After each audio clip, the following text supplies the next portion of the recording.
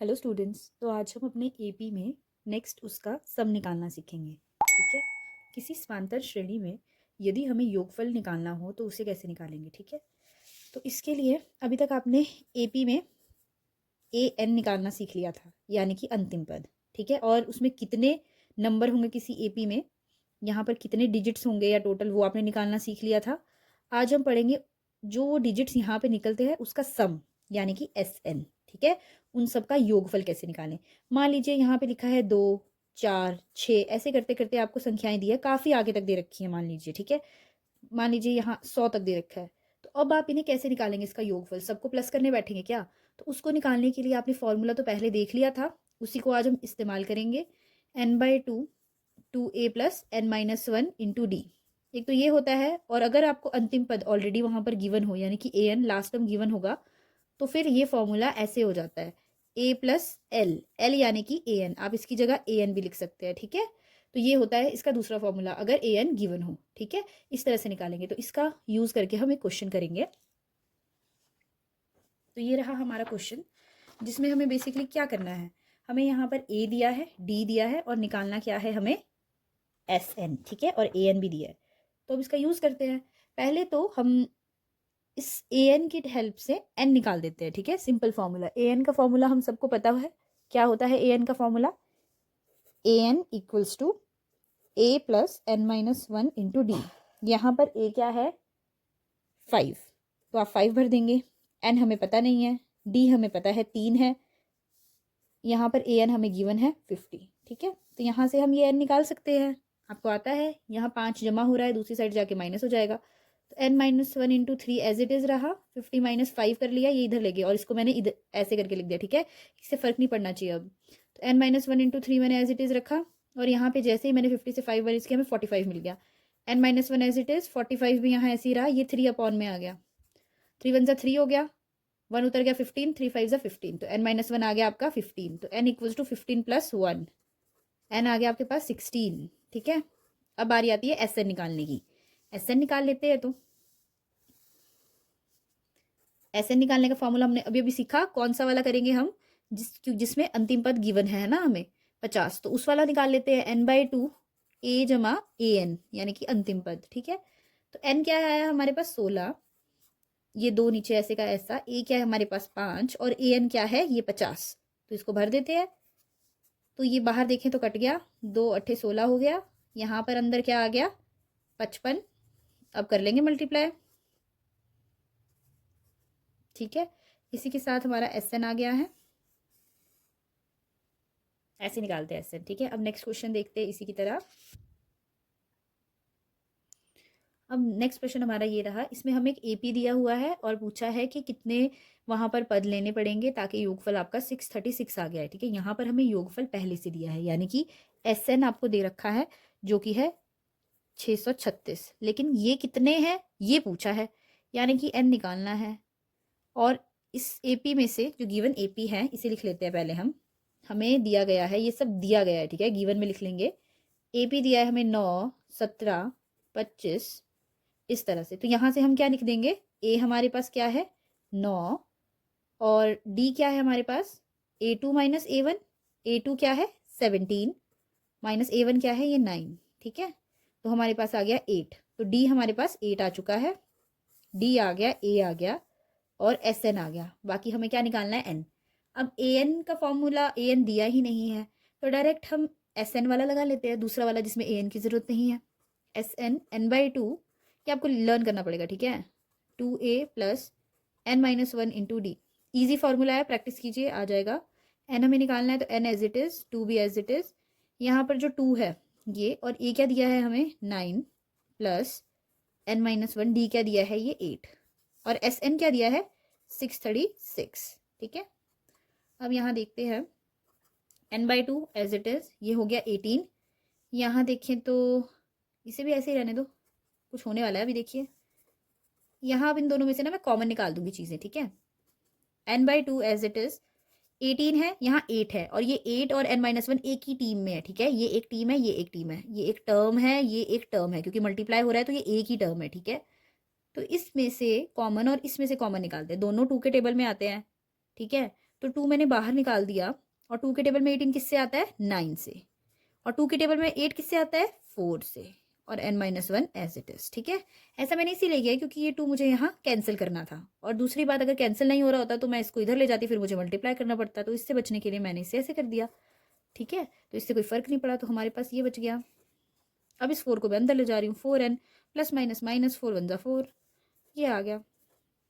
अब मैं इस n को भी अंदर भेज देती हूँ, पर उससे पहले 9 और 4 का क्या हो जाएगा?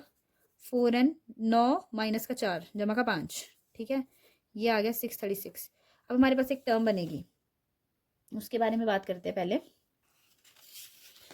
तो यहाँ अगर हम देखें तो n अंदर जब जाएगा तो हमें मिलेगा, एक तरफ तो 636 है, 4n² जमा का 5n। ठीक है, अब क्या करते हैं, ध्यान से देखिए, अगर आप, ये आपका क्वाड्रेटिक इक्वेशन बनता जा रहा है, ये माइनस करके द्विघात समीकरण की तरह।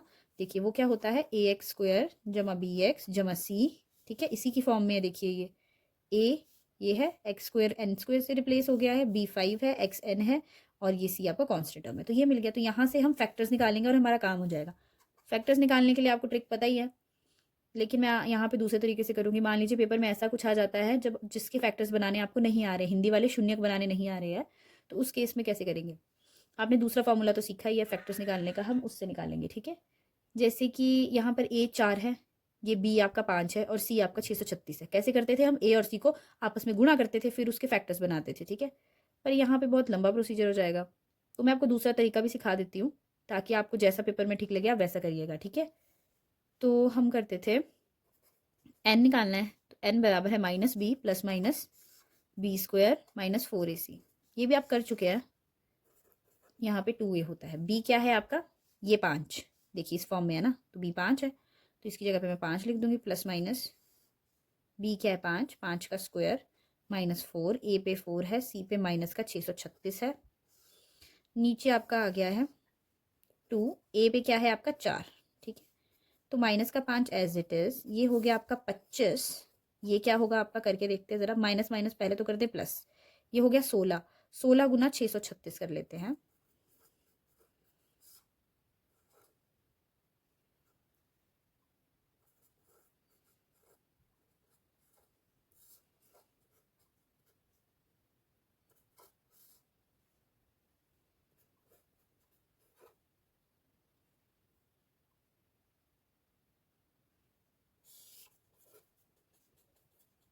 अब इसमें हम इस 25 को जमा कर देते हैं। ठीक है, जगह 11, 8, 10, 2, 0, 1, तो रूट के अंदर हमारा ये आ गया बटा 8। तो ये हमारा आ चुका है। अब हमारा मेन टारगेट है बस इसको निकालना, रूट निकालना। रूट निकालना आपको आना चाहिए बच्चों, तो हम क्या कर देते हैं, ये आपने आपके शायद फर्स्ट या सेकंड चैप्टर में भी है, जिसमें आपको निकालना आना चाहिए रूट निकालना। तो रूट निकालने के लिए हम क्या करते हैं, इसके पेयर बनाते हैं, और यहाँ पीछे से बनाना शुरू करेंगे। ठीक है, तो बन गए 2, 2, और ये 1 रह गया। ठीक है, इस तरह उसमें पहाड़ा चलता है, जैसे 2 2 ज़ा 4, 3 3 ज़ा 6, 4 4 ज़ा 8, 4 4 ज़ा 16, सॉरी, इस तरह से चलता है। ठीक है, तो यहाँ पे जब हमने 2 2 के जोड़े बनाए, हमारे पास एक सिंगल बच गया। अब ये किससे होगा? एक एक से ही होगा ना, 1 1 ज़ा 1 है ना, उसी से होगा। तो 1 1 ज़ा 1 हो गया, माइनस किया मैंने, ये हो गया कैंसिल। ठीक है, अब ऊपर से जो आते हैं वो पेयर में ही नीचे आते हैं, तो ये दोनों के दोनों नीचे आएंगे 0 2। अब 0 2 2 ही होता है। अब 2 कैसे करेंगे सॉल्व? 1 का यहाँ करना पड़ता है डबल, डबल क्या हो गया? 2। अब यहाँ पर देखिए सीखने वाली चीज़, 2 को मैं ऐसे किस टेबल से करूँ जिससे मुझे 2 ही मिल जाए। जैसे कि मुझे यहाँ कैसे चलना होता है मैं आपको ये सिखाती हूँ। जैसे मुझे यहाँ अगर 1 लिखना है तो यहाँ भी 1 लिखना पड़ेगा। ठीक है, 1 1 ज़ा 1, 1 2 ज़ा 2, तो 21। तो ये 21 तो इसके लिए काफ़ी बड़ा है। इसी की तरह हम इस तरह से चेक करेंगे, जैसे 2 है, 2 के साथ वाला जो नंबर है उसी से आपको यहाँ मल्टीप्लाई करना होता है। ठीक है, 2 2 ज़ा 4, 2 2 ज़ा 4, 44 अगेन बड़ा आ रहा है, तो ये तो सारे ही बड़े आ रहे हैं। तो इसीलिए मैं इसको अगर 0 दे दूँ और 0 से ही गुणा कर दूँ तो 0 मिल रहा है, और 0 2 के लिए परफेक्ट है। ठीक है, तो मुझे यहाँ 0 लेना पड़ा, तो मैंने इसको कर दिया, तो मुझे 0 ही मिल गया। और ये 2 ऐसे का ऐसा ऊपर से आया 0 1, एक साथ 2 जोड़े उतरते हैं, तो वो आ गए। जैसे ये आ गया, और 10 का डबल क्या होता है? 20। ठीक है, अब 20 को कैसे करेंगे, देखिए ध्यान से। 20 को मैं यहाँ और यहाँ किससे गुणा करूँ कि मुझे मिल जाए? 20 को मैं अगर 0 से गुणा करती हूँ और 0 से मिलता है तो मुझे 0 मिलता है। 0 तो इसके लिए छोटा है। इससे एक और नंबर सोचते हैं, 20 को किससे करें? 1 1 से करके देखते हैं ज़रा। तो ये मुझे मिल गया 201, यही चाहिए था, तो मैं 1 और 1 से कर दूंगी। ठीक है, 201। कट गया मेरा, ये 101 मिल गया मुझे।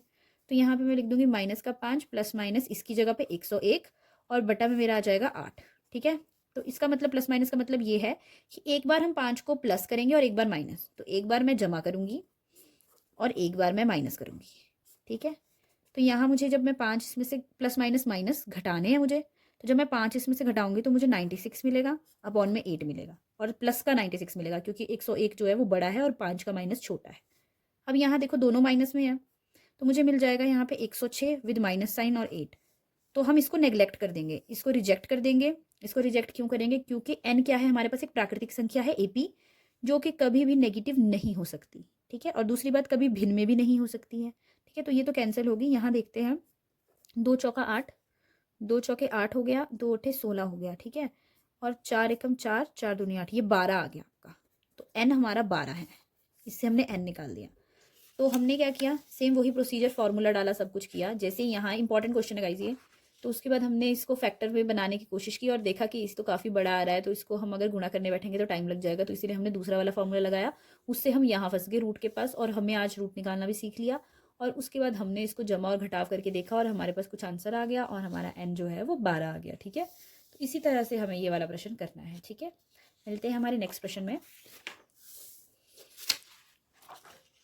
तो ये आपका अगला प्रश्न है, जिसमें हमें बोला है किसी एपी के प्रथम और अंतिम पद क्रमशः 17 और 350 दिए हैं। यदि सार्व अंतर 9 है तो उसमें कितने पद होंगे और उनका योग क्या होगा? एपी के प्रथम और अंतिम पद दे रखे हैं। प्रथम यानी कि फर्स्ट टर्म ए दे रखा है आपको 17, और अंतिम पद दिया है यानी कि ए एन दिया है आपके पास 350। और यदि सार्वंतर 9, सार्वंतर यानी कि डी कॉमन डिफरेंस 9 दे रखा है, तो उसमें कितने पद होंगे यानी कि एन पूछा है, और उनका योग कितना होगा ये पूछा है, यानी कि एस एन। ठीक है, तो आप इसे इजीली कर सकते हैं। ए डी ए एन का फॉर्मूला लगा लेते हैं हम, ताकि यहाँ से एन तो निकल जाए हमारा। तो ए एन हमें दिया है 350, और इस ए एन के नीचे लिख लेते हैं हम ए जमा एन माइनस 1 इंटू डी, और सामने लिखा है 350। ए क्या दे रखा है हमें 17, जमा एन माइनस 1, डी क्या दे रखा है 9, सामने है 350। तो अब मैं क्या करूंगी, ये जो जमा वाला है इसे मैं दूसरी तरफ ले जाऊंगी। ऐसा मैं इसीलिए कर रही हूँ क्योंकि मुझे एन निकालना है, और एन से 9 जो आपस में गुणा हो रहा है, तो पहले ये एक टर्म है, ये एक टर्म है, पहले ये दूसरी टर्म को परे भेजेगा। ठीक है, तो वही कर रहे हैं। 350 माइनस 17, 350 माइनस 17 क्या आ जाएगा आपके पास 3, 4 में 1 गया 3 और 3। ठीक है, और यहाँ बच गया एन माइनस 1 इंटू 9 बचना था, तो मैंने 9 को इससे गुणा हो रहा था तो इधर भेज दिया। अब देखते हैं, 3 तिया 9, 3 एकम 3, 3 एकम 3, 3 एकम 3। ठीक है, करके देखते हैं। 3 3 9 कर देती हूँ, 9 आ गया, 2 बच गया, और 2 और 1 21, 3 सते 21, तो ये 37 आ गया। तो n माइनस 1 37 आ गया है, और अब मैं n निकालूंगी तो 37 जमा 1 मेरे पास 38 आ गया है। ठीक है, n निकल आया मेरे पास। अब मेरे पास n भी है, a n भी है, तो एस एन के लिए मैं कौन सा फॉर्मूला लगाऊंगी? एस एन बराबर है n/2, और साथ में क्या होता है a जमा एल, एल यानी कि ए एन। ठीक है, तो n क्या आया है 38, और a क्या आया है मेरे पास 17। ये देखिए 17 है a, तो मैं 17 लिख देती हूँ, और अंतिम पद यानी कि ए एल या ए एन क्या है 350, तो मैं वो लिख देती हूँ। और इसको करते हैं, अब पहले लिख लेते हैं इसे। अब देखो 17 और 350 को जमा करेंगे, 7 और 0 पीछे वाला और पीछे वाले को कर रही तो 7 आया, 5 और 1 6, और ये 3। ठीक है, अब आगे करके देखते हैं। 2 एकम 2 बन गया 18, 2 9 18, तो 19 गुणा 367 करेंगे हम। ठीक है, तो 367 गुणा 19 करते हैं, 9 सते 63 होता है, 60,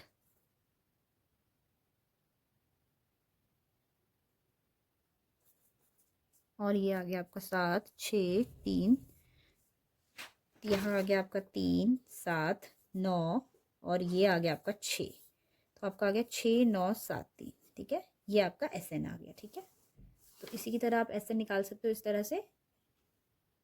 थैंक यू।